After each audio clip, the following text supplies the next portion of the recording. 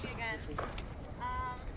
Yeah, the thing that I have to say should only take 2 minutes. It's just laying out some facts in case y'all didn't think that we should name the building already. I don't know if this is surprising to anyone, but it's, yeah, please get a hand warmer too because it's cold out here.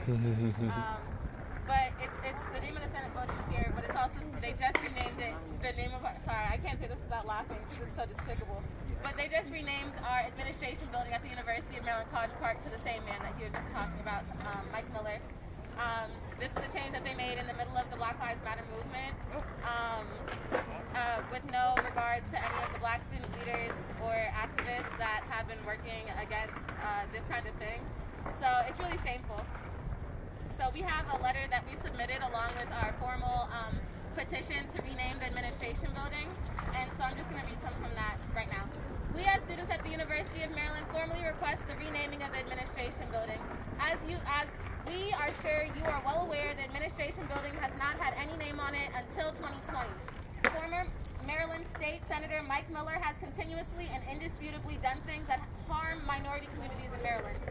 We believe that both his character and policies have been detrimental to queer, black, and trans people. It is one thing to idly bear witness to racial inequity, but wholly another to choose to act in an anti-racist way. To anyone who truly values anti-racism and anti-bigotry, this is a moment for action.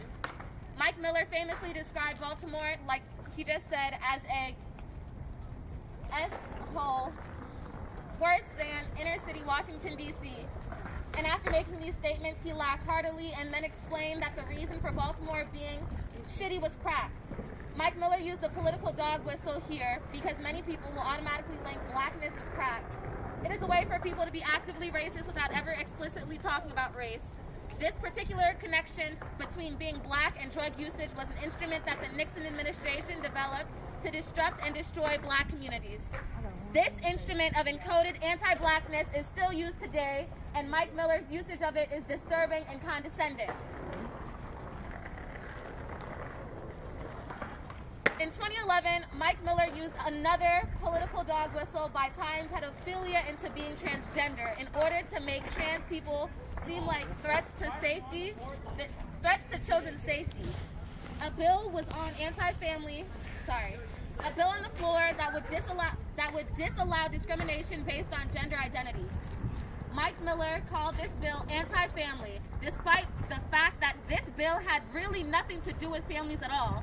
There are many disgusting comments that Miller made about being trans that showcase an intolerance that transgender people know all too well. Mike Miller's actions of bigotry extended further than what we are choosing to include in this letter, as well as the community letter that I also signed off on. This is our second formal request to remove Miller's name from the building. The original request was sent July 28th, the same month that they named the building, 2020. But we know that this will be one of many renaming requests. We are willing to work with you, meaning the administration, right now and in every way to remove this man's name from the administration building. Mike Miller's comments on black people, trans people, and queer people are nothing short of traumatizing. To honor someone like Mike Miller says that it's okay to be racist, homophobic, and transphobic, because not only will you be appreciated, but you will be celebrated. So that's on behalf of all UMD students. We need to get his name off the building, whatever it takes. Yes, yes.